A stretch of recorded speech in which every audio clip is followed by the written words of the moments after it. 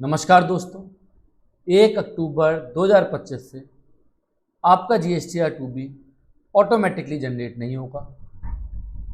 IMS के अंदर आपको इनवॉइसेस के ऊपर एक्शन लेना होगा, मतलब एक्सेप्ट करना होगा, रिजेक्ट करना होगा या पेंडिंग में डालना होगा।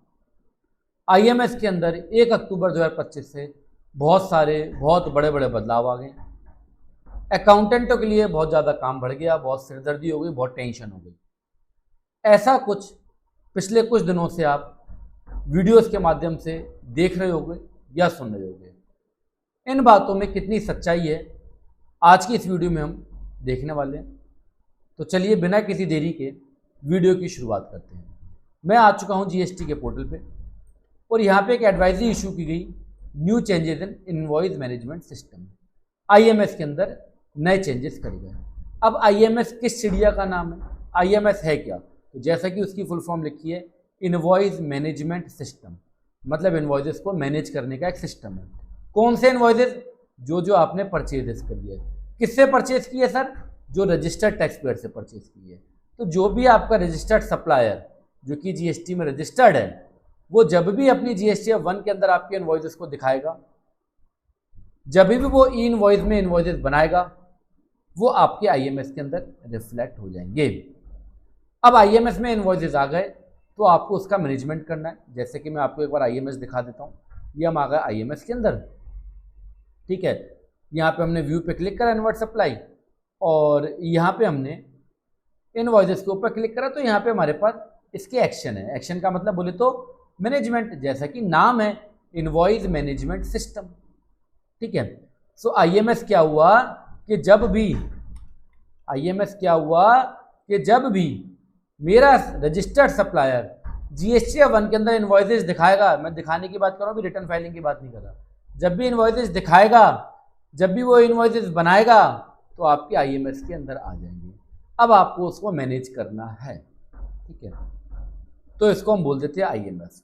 जब आप इनवॉइसेस को मैनेज करते हो तो वहां से वो डेटा उठ के आपके 2B में आता है, 2B से उठ के 3B में आता है। ये तो हो गया आईएमएस और 2B का कनेक्शन। अब ये जो नए चेंजेस हैं, क्या इसमें अकाउंटेंट के लिए कोई सिरदर्दी है? आंसर है नो। क्या जो नए चेंजेस आए हैं उसके कारण अब हमें इनवॉइसेस के ऊपर एक्शन लेना मैंडेटरी है? आंसर है नो। क्या अब 2B अपने आप बनेगा नहीं? आंसर है नो, ठीक है। तो सर चेंजेस क्या आए हैं? उसका आंसर है यस, मतलब हम चेंजेस देखते हैं। तो भैया ये एडवाइजरी आपके सामने है, लिखा हुआ कि भैया कुछ चेंजेस समय समय पे हम करते रहते हैं, जैसा कि हर एडवाइजरी में लिखा होता है, और वही चेंजेस अब हम इस समय पे भी कर रहे हैं। तो पहला चेंजेस इन्होंने क्या करा? Pending action for specified records. IMS के अंदर आपके पास ऑप्शन होते हैं कि मान लो जैसे मैंने इस इनवॉइस को पेंडिंग करना है, एक्सेप्ट करना, रिजेक्ट करना, यहाँ पे ऑप्शन हाईलाइट हो रहा होता है। जैसे अपना माउस लाएंगे तो थोड़ा सा वो हाईलाइट हो जाएगा। जैसे देखो मैं रिजेक्ट पे लाया तो आर पे हाईलाइट हो गया। अदरवाइज आप यहाँ पे क्लिक करोगे तो आपको बता देगा कि भैया आप 2 इनवॉइसेस एक्सेप्ट करने जा रहे हो, 2 इनवॉइसेस रिजेक्ट करने जा रहे हो, 2 इनवॉइसेस पेंडिंग करने जा रहे हो। तो वो इस तरीके से आपके सामने ऑप्शन आता जाता है, ठीक है। सो चेंजेस क्या आए हैं? तो चेंजेस क्या है, यहाँ पे लिखा हुआ है कि भैया हमने कुछ स्पेसिफाइड रिकॉर्ड्स के लिए पेंडिंग की फैसिलिटी में कुछ बदलाव करे हैं। क्या बदलाव करें हैं सर? आप यहाँ पे हर एक इनवॉइसेस को एक्सेप्ट, रिजेक्ट, पेंडिंग कर सकते हो, बट कुछ स्पेसिफाइड इनवॉइसेस जो हैं, कुछ स्पेसिफाइड जो ट्रांजेक्शन्स हैं, कुछ स्पेसिफाइड जो रिकॉर्ड्स हैं, आप उसको एक स्पेसिफाइड टाइम लिमिट से ज़्यादा पेंडिंग में नहीं रख सकते। तो वो टाइम लिमिट क्या उन्होंने सेट कर दी कि अगर आप क्वार्टरली हो तो 1 क्वार्टर, और अगर आप मंथली हो तो 1 मंथ से ज़्यादा आप इन रिकॉर्ड्स को पेंडिंग नहीं कर सकते। कौन से रिकॉर्ड है सर? रिकॉर्ड है ये 4। पहला रिकॉर्ड क्या है? क्रेडिट नोट और upward amendment of credit note. पहले देखो चीज समझो, मैं अकाउंटेंट के पॉइंट ऑफ व्यू से बात करता हूँ, मैं प्रोफेशनल के पॉइंट ऑफ व्यू से तो कभी वीडियो बनाते नहीं हूँ। हाँ, मैं भैया सीधे साधे अकाउंटेंट और अकाउंटेंट के लिए वीडियो बनाते हैं। देखो अकाउंटेंट भाइयों एंड बहनों, एक चीज समझो, होता क्या है कि अभी तक हमें यही नहीं पता लगता कि रिपोर्टिंग पर्सन कौन है, हमें ट्रांजेक्शन का करना क्या है। एग्जाम्पल के तौर पर मैं बताता हूँ, हमने परचेज करा कोई, हमने परचेज रिटर्न डाल दी अपनी बुक्स के अंदर। हमने कोई चीज परचेज करी, आईटीसी आ गई, हमने परचेज रिटर्न अपने बुक्स में डाल दी डेबिट नोट के माध्यम से। उससे हुआ कि मेरे टैली के 3B के अंदर मेरी आईटीसी कम हो गई, और वो रिटर्न मैंने क्या करा, पोर्टल पे जाके फाइल कर दी। जबकि पोर्टल के ऊपर वो आईटीसी कम मेरे सप्लायर ने नहीं की, लायबिलिटी अपनी का, मतलब सप्लायर ने जब तक क्रेडिट नोट इशू नहीं करा, मैंने डेबिट नोट के माध्यम से अपनी क्या करा, आईटीसी को कम कर दिया। अब उसके नेक्स्ट मंथ में क्या हुआ कि सप्लायर ने क्रेडिट नोट इशू कर दिया। अब जब सप्लायर ने क्रेडिट नोट इशू करा तो ऑटोमेटिकली आपके 3B के अंदर वो आईटीसी कम हो गई होगी, और चूंकि आप पिछले महीने के अंदर ही आईटीसी को कम कर चुके हो, तो अब आप जब उसको अपनी आईटीसी को बढ़ाओगे तो पोर्टल क्या हो जाएगा, रेड हो जाएगा, पोर्टल गुस्सा हो जाएगा। तो यहाँ पे क्या इशू है कम्युनिकेशन गैप का। सप्लायर और बायर के बीच में प्रॉपर कम्युनिकेशन ना होने के कारण रिटर्न्स इधर की उधर बिखर रही हैं। इसके कारण जीएसटी का एक लव लेटर मतलब नोटिस आता है, फिर आप जवाब बनाते रहोगे।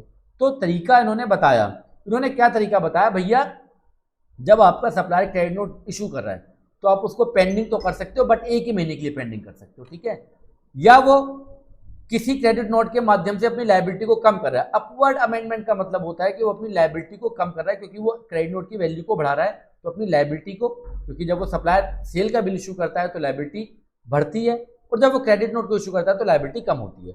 तो वो क्रेडिट नोट के माध्यम से अपनी लायबिलिटी को कम कर रहा है। तो आप अगर उसको पेंडिंग करना चाहते हो तो आप एक महीने से ज़्यादा पेंडिंग मंथली वाले केस में, और एक क्वार्टर से ज़्यादा एक क्वार्टरली वाले केस के अंदर आप उसको पेंडिंग नहीं कर सकते हो। यहाँ पर जो समझने वाली बात है, जो आप ना के बराबर यूट्यूबर से सुनोगे, मेरे ख्याल से तो किसी से सुनोगे भी नहीं, मेन जो इशू जो अकाउंटेंट को जो समझने वाला वो ये है कि भैया आप जब डेबिट नोट इशू करते हो ना, तो आपके डेबिट नोट इशू करने से कुछ नहीं होगा, सामने वाले पार्टी से क्रेडिट नोट लो। अब आपका जवाब होगा सर हमारा तो पार्टी क्रेडिट नोट अभी हमें दिया नहीं है। तो जब तक आपकी पार्टी क्रेडिट नोट नहीं देती है आपको, तब तक आप भी अपनी आईटीसी को रिवर्स ही मत करो, ठीक है। डेबिट नोट डाल दो और एक जर्नल एंट्री के माध्यम से अपनी आईटीसी को रिवर्स मत करो, ठीक है। तो वो उसका तरीका क्या है वो मैं अपने कोर्स में बताता हूँ, और ज़्यादा आप जिद करोगे तो वीडियो में भी किसी में मैं सिखा दूंगा, ठीक है। मीनवाइल चूंकि सप्लायर पर्सन परचेज वाले केस के अंदर आप नहीं हो, देखो यहाँ पे इस चीज को समझो, सप्लायर पर्सन आप नहीं हो, सप्लायर पर्सन सप्लायर है, वो रिकॉर्डिंग पर्सन कौन है, आपका सप्लायर। वो इनवॉइस देता है तो आपके पोर्टल पे आईटीसी आती है, वो क्रेडिट नोट देगा तो आपकी आईटीसी कम होगी। अगर आप मैन्युअली आईटीसी कम करोगे और फिर बाद में अगर आपका सप्लायर क्रेडिट नोट इशू कर रहा है तो दोनों में मिस मैच हो जाएंगे, ठीक है। तो इसके लिए इन्होंने बताया कि भैया स्पेसिफाइड हमने टाइम लिमिट सेट कर दी है कि भैया आप क्रेडिट नोट को अगर पेंडिंग करना चाहते हो तो आप कुछ एक समय के लिए पेंडिंग कर सकते हो, एक महीने के लिए, अदरवाइज नहीं कर सकते। इसी तरीके से उन्होंने आगे की 3 कैटेगरी भी बताई है, वो भी यही है, downward amendment of CN where original CN is rejected. मान लो कि आपने के सप्लायर ने कोई सीएन डाला, आपने उसको रिजेक्ट कर दिया, तो अब सामने वाली पार्टी को सीएन के थ्रू अपनी लायबिलिटी को दोबारा से बढ़ाना होगा, क्योंकि आपने रिजेक्ट कर दिया। तो उसको भी अगर आप पेंडिंग में डालना चाहते हो तो उसका पीरियड भी 1 मंथ है, ठीक है। डाउनवर्ड अमेंडमेंट ऑफ इनवॉइसेस, अगर आपके किसी सप्लायर ने अपनी लायबिलिटी को कम करा है तो आपकी आईटीसी कम होगी। देखो सारा गेम लायबिलिटी आईटीसी का, गवर्नमेंट ना तो अपनी लायबिलिटी में चिपकवाना चाहती है, ना आपसे आईटीसी ज़्यादा दिलवाना चाहती है। जहाँ पे गवर्नमेंट का नुकसान होगा वहाँ पे पोर्टल रेड भी होगा, वहाँ पे लव लेटर भी आएंगे, वहाँ नए नए चेंजेस आते रहेंगे, ठीक है, हमेशा ही। तो डाउनवर्ड अमेंडमेंट ऑफ इनवॉइसेस, अगर कोई आपका सप्लायर डाउनवर्ड कर रहा है, अपनी लायबिलिटी को कम कर रहा है, और वो लायबिलिटी कम करेगा तो आपका क्या होगा, अमेंडमेंट के थ्रू, डाउनवर्ड अमेंडमेंट के थ्रू अगर वो अपनी लायबिलिटी को कम कर रहा है, कोई इनवॉइस को कम कर रहा है, तो आप उसको पेंडिंग में 1 महीने से ज़्यादा नहीं डाल सकते, ठीक है। Debit note only where original invoice already accepted and 3B has been filed, जहाँ पे आपका ओरिजिनल इनवॉइस ऑलरेडी एक्सेप्ट हो चुका है, 3B फाइल हो चुकी है, वो इनवॉइस को अमेंड कर रहा है या डेबिट नोट डाल रहा है, तो उस केस के अंदर भी आप उसको 1 महीने तक रिजेक्ट कर पेंडिंग में डाल सकते हो।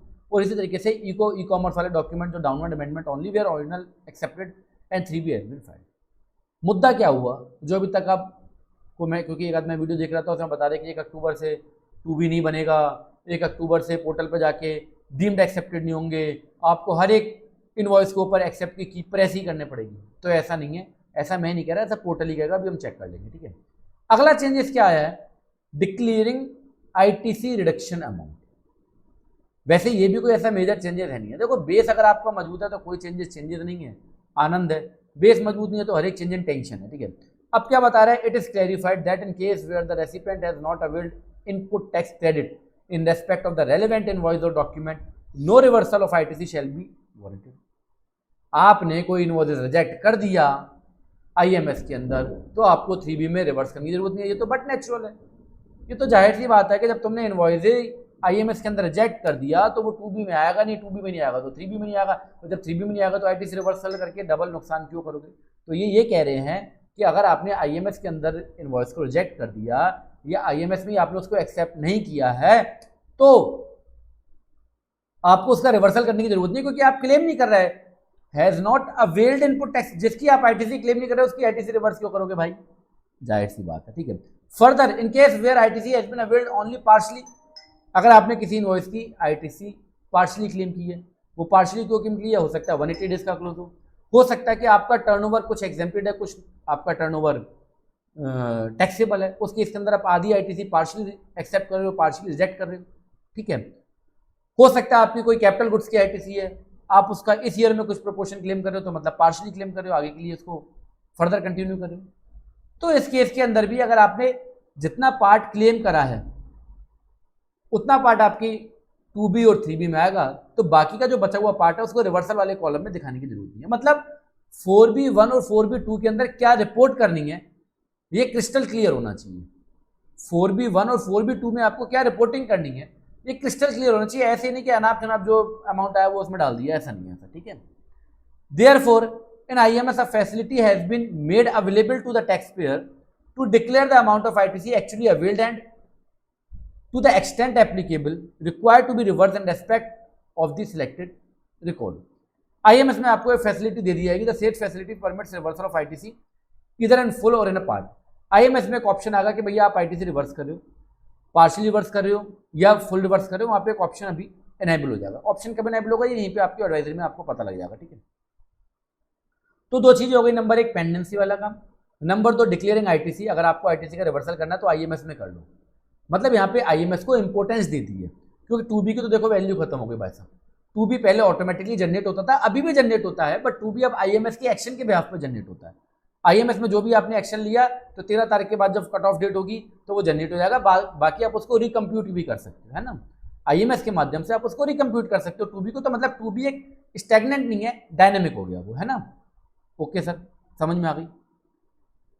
इसके अलावा एक ऑप्शन और यहाँ पे एनेबल कर दिया उन्होंने, ऑप्शन टू सेव रिमार्क्स। अगर आप कोई भी इनवॉइस पेंडिंग कर रहे हो, tax payer can now save remarks while taking reject और पेंडिंग एक्शन ऑन रिकॉर्ड।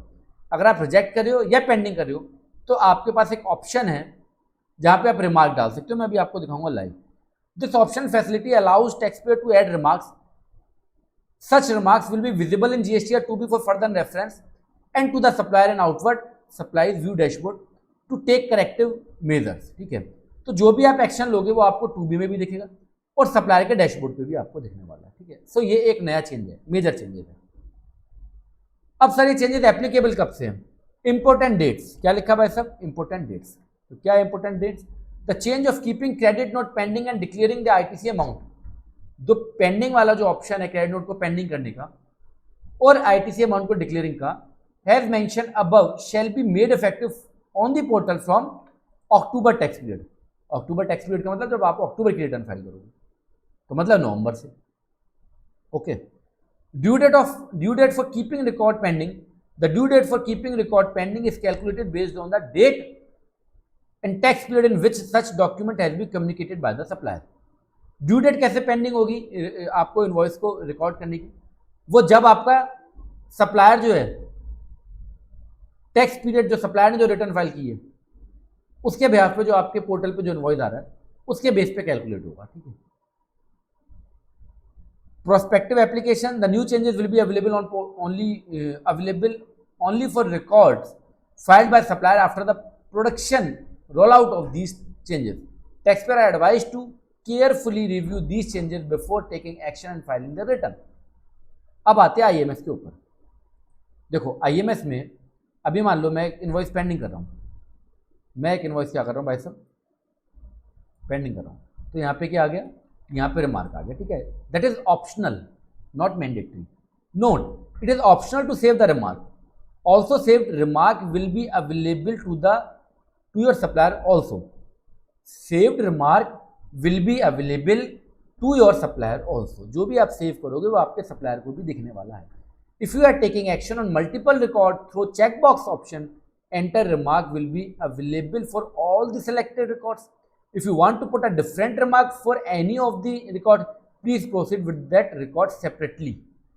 अगर आप बहुत सारे, जैसे मैंने 4-5 सिलेक्ट कर लिए ऐसे करके, और इन 4-5 पे मैं एक ही रिमार्क मेंशन करूंगा, ठीक है, तो उस पर क्या होगा कि एक ही रिमार्क मेंशन होगा, ठीक है। और अगर मैं सिंगल पे करना चाहता हूं तो फिर मेरे को ये टिक करने की जरूरत नहीं है। आप सिंगल इनवॉइसेस के ऊपर पेंडिंग वाले ऑप्शन को सिलेक्ट करके ऑप्शनल जो रिमार्क वाला ऑप्शन है वो मेंशन कर सकते हो, जो कि आपको 2B में भी दिखेगा और आपके सप्लायर को दिखेगा। मैं एक बार 2B देखना चाहता हूँ क्योंकि मैंने भी रिसेंटली 2B देखा नहीं। चलो अब 2B तो अभी खुलेगा ही नहीं, 2B तो अभी 13 तारीख के बाद खुलेगा क्योंकि आज मैं वीडियो बना रहा हूँ 2 अक्टूबर को, ठीक है। सो मीनवाइल अच्छा एक चीज़ और आपको बतानी है, IMS सर ऑटोमेटिकली जनरेट नहीं होगा, सबको एक्सेप्ट करना पड़ेगा, वो भी देख लेते हैं।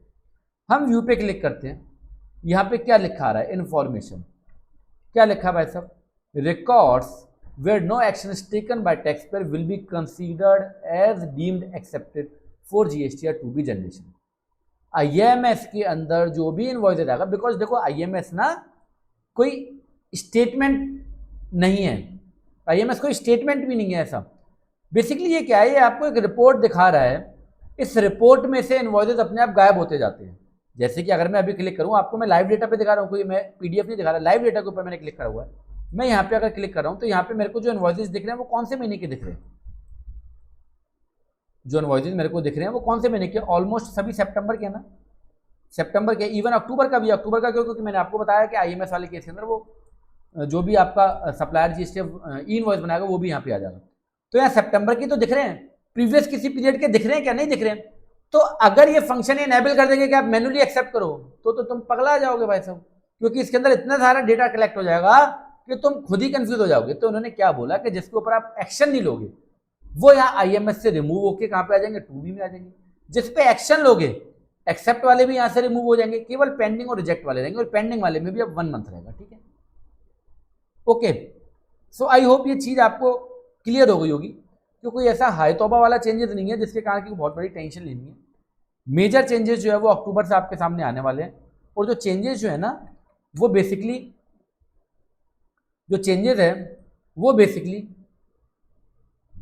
एक तो क्रेडिट नोट को लेके, और उसमें जो मेन मुद्दा है वो मैं आपको बता रहा हूँ भाई साहब, वो इसमें एडवाइजरी में भी नहीं लिखा हुआ मुद्दा। मेन मुद्दा क्या है कि सप्लायर और बायर के बीच में मिसकम्युनिकेशन होना चाहिए, सप्लायर और बायर के बीच में जो रिपोर्टिंग हो रही है वो एग्जैक्ट मैच करनी चाहिए। इससे क्या होगा कि आप ही को फायदा, भाई साहब नोटिस कम आएंगे, ठीक है। सो मेन जो इशू है वो यही है कि आप डेबिट नोट अपनी इच्छा से अपनी ITC कम ना करो, और सप्लायर अपनी इच्छा से लायबिलिटी कम ना करे। अगर सप्लायर लायबिलिटी कम कर रहा है तो आपकी ITC कम होनी चाहिए, अगर सप्लायर लायबिलिटी बढ़ा रहा है तो भी आपकी ITC बढ़नी चाहिए, ठीक है। सो ये मेन है। दूसरा एक ऑप्शन जो आने वाला है वो ये है कि भैया आप ITC जो रिवर्स कर दोगे तो वो रिवर्सल का ऑप्शन IMS के अंदर आने वाला अक्टूबर से, जो कि एक अच्छा स्टेप है। बाकी देखते हैं आगे क्या आता है, ठीक है। और तीसरा पेंडिंग वाला है, उसके अंदर जो आप रिमार्क डालोगे तो वो रिमार्क आपके, क्योंकि अभी क्या था ना कि जो ITC नहीं क्लेम करने उसको पेंडिंग में डाल दिया, तो अभी इन्होंने क्या करा कि रिमार्क का ऑप्शन दे दिया, हालांकि ऑप्शनल है। आप जो रिमार्क मेंशन करोगे आपके सप्लायर को दिखेगा, आपको 2B में दिखेगा, तो वो उस तरीके से आप उसको फर्दर कंटिन्यू कर सकते हो। डेट अक्टूबर है जब ये चेंजेस जो है वो अक्टूबर से आपके सामने अवेलेबल होंगे। सो आई होप आज की वीडियो से आपको हेल्प मिली होगी और किसी भी तरीके से आप गुमराह नहीं हो रहे होंगे। तो हम आशा करते हैं आप अपने करियर के अंदर ग्रोथ करो एंड आनंद लेते रहो। मिलते हैं नेक्स्ट वीडियो में। Thank you.